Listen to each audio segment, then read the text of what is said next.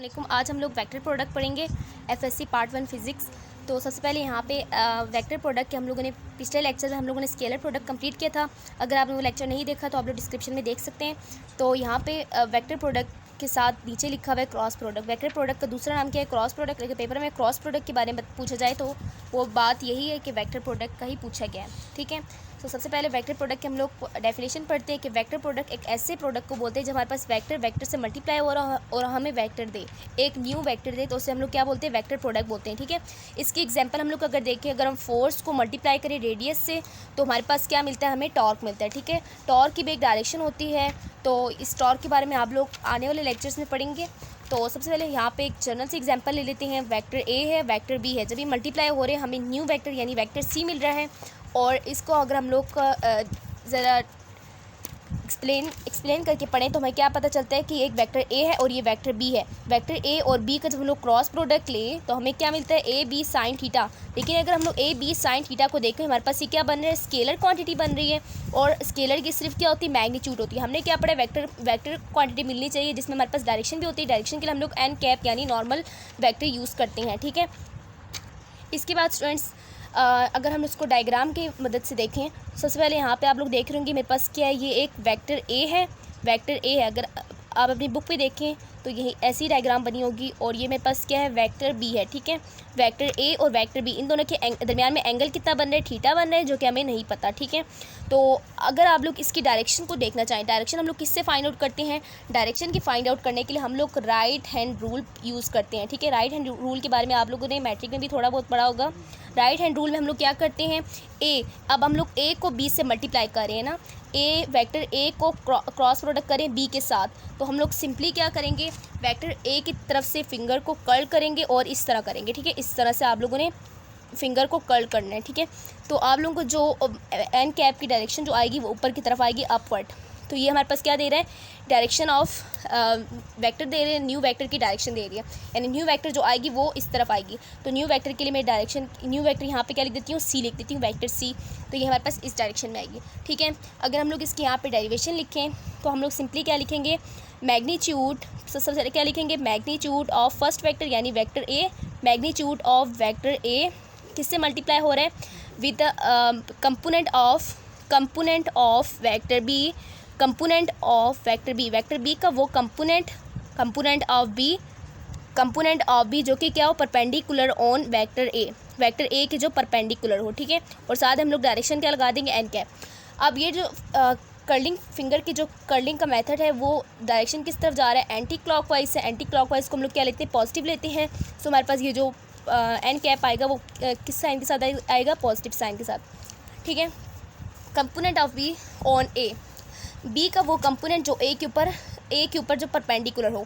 اگر آپ لوگ یہاں دیکھیں تو میرے پاس یہ جو اینگل بن رہا ہے یہ کتنا بن رہا ہے؟ 90 ڈگری یہاں بن رہا ہے، اور یہ پاس ایکس ایکسس بن رہا ہے، یہ میرے پاس وائی ایکسس بن رہا ہے۔ وائی ایکسس، بی کا جو وائی کمپوننٹ ہے وہ اے کے اوپر پرپینڈیکولر ہے۔ بی کا وائی کمپوننٹ ہمیں کیا بتاتا ہے؟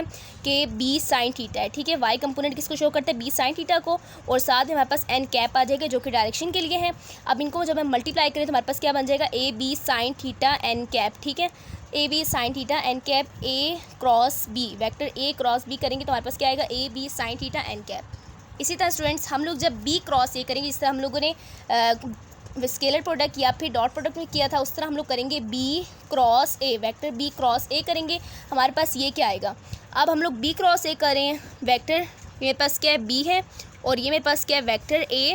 سیم ایسی ڈائیگرام بنائیں گے۔ اب ہم لوگوں نے سمپلی کیا کرنا ہے؟ فنگر کو ایسے کرل کرنا ہے۔ اب بی کو اے سے کریں تو بی کی طرف سے فنگر کو لے کے آئیں گے اور اس طرح کریں گے، تو آپ کو جو تھم ہوگا وہ نیچے کی طرف جا رہا ہے، یعنی ڈائریکشن کس طرف بتا رہا ہے؟ Down word. اب ہم نے جو ہم لوگوں نے فنگر کو کرل کیا ہے وہ کس طرف سے ہو رہا ہے؟ کلاک وائز سے ہو رہا ہے۔ کلاک وائز ہمارے پاس کیا ہوتا ہے؟ کلاک وائز ہمارے پاس نیگیٹو ہوتا ہے، ٹھیک ہے۔ تو ہمارے پاس کیا آگے؟ N cap with negative sign, اور جو نیو ویکٹر ہے وہ بھی کس طرف آئے گا؟ نیچے کے ہی طرف آئے گا، ٹھیک ہے۔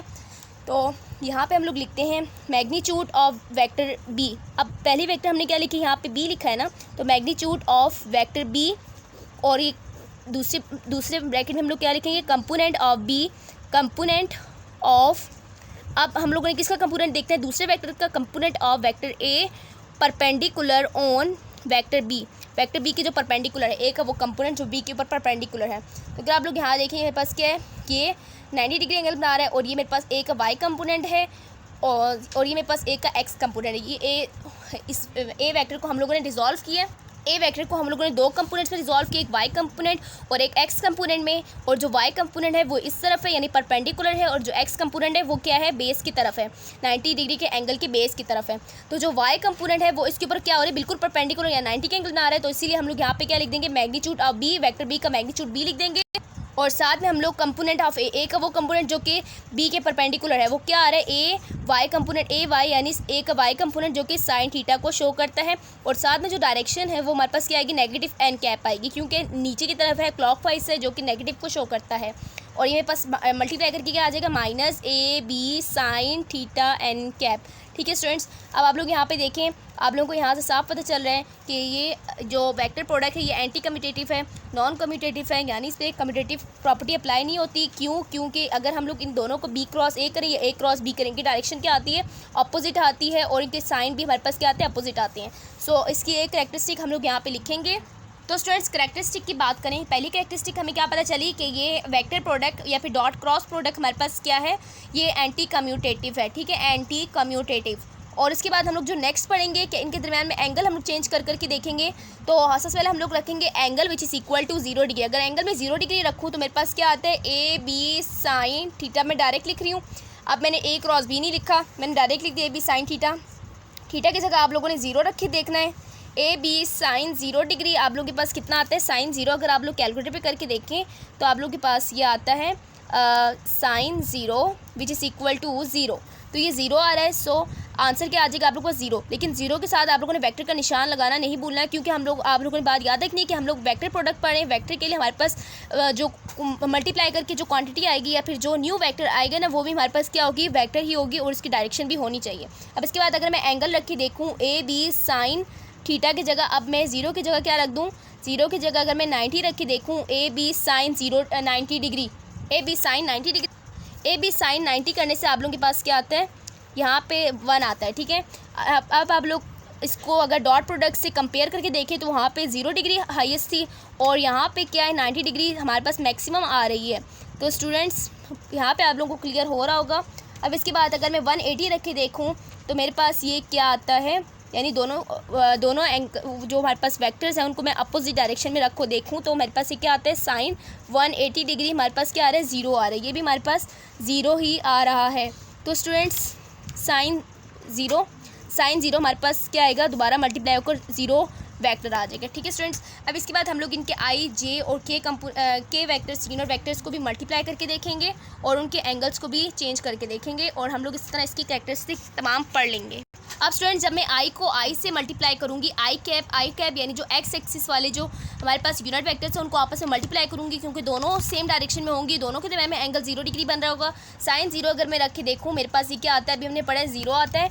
तो स्टूडेंट्स यहाँ पे मेरे पास क्या आ जाएगा, साइन 0 आ जाएगा। यहाँ पे तो 1 आएगा ना, यूनिट वेक्टर किसी भी यूनिट वेक्टर हमेशा क्या होती है, इसकी मैग्नीट्यूड 1 होती है, और साइन 0 मेरे पास क्या आ जाएगा, सिंपली 0 आ जाएगा। हमारे पास दोबारा क्या आ जाएगा, 0, और 0 के ऊपर हम लोग यूनिट वेक्टर का साइन लगाना नहीं भूलना। ठीक है, इस तरह आप लोग जे को करेंगे तब भी आप लोगों के पास 0 वेक्टर आएगा, और फिर के को करेंगे तब भी आपके पास 0 आएगा। अगर मैं यहाँ पे आई और जे को करूँ, आई मल्टीप्लाई विद जे कैप, तो आई की मैग्नीट्यूड और जे की मैग्नीट्यूड और साइन 90 डिग्री हमारे पास क्या आता है, हम लोगों ने पढ़ा हाईएस्ट आता है, हमारे पास इसकी वैल्यू 1 आती है।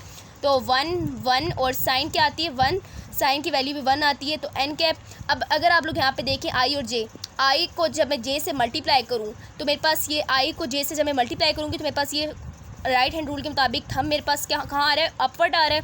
अपवर्ड का क्या मतलब है कि जेड एक्सिस भी ऊपर ही आएगा, जेड एक्सिस भी ऊपर ही बनता है, इस तरह से निकलता है आपका जेड एक्सिस। लेकिन मैं पेज में तो ऐसे नहीं बना सकती, तो इसीलिए हम लोग, क्योंकि हमारा पेज जो है 2D है, अब ये जो हमारे पास 3 एक्सिस है वो 3D होता है, हमेशा 3D भी बनता है। तो अगर आप लोग यहाँ पे देखें आई और जे को जब मैं मल्टीप्लाई करूँ तो मेरी फिंगर जो है ना अपवर्ड आ रही है, यानी जेड की तरफ आ रही है। तो मैं यहाँ पे सिंपली क्या लिख दूँगी, यहाँ पे लिख दूँगी के कैप। ठीक है, आई और जे को मल्टीप्लाई करने से के कैप आते हैं, और जब मैं जे और के को करूँगी तो आई कैप आएगा, और के और आई को करूँगी तो मेरे पास क्या आ जाएगा, जे कैप आएगा। ठीक है स्टूडेंट्स, इसी तरह यहाँ पे हम लोगों ने ये टॉपिक कंप्लीट कर लिया है। اگر لیکچر پسند آئے تو لائک کریں، دوسروں کے ساتھ بھی شیئر کریں، چینل کو بھی سبسکرائب کرنا نہ بھولیں۔ ملتے ہیں نیکسٹ لیکچر میں، تب تک کے لیے اللہ حافظ۔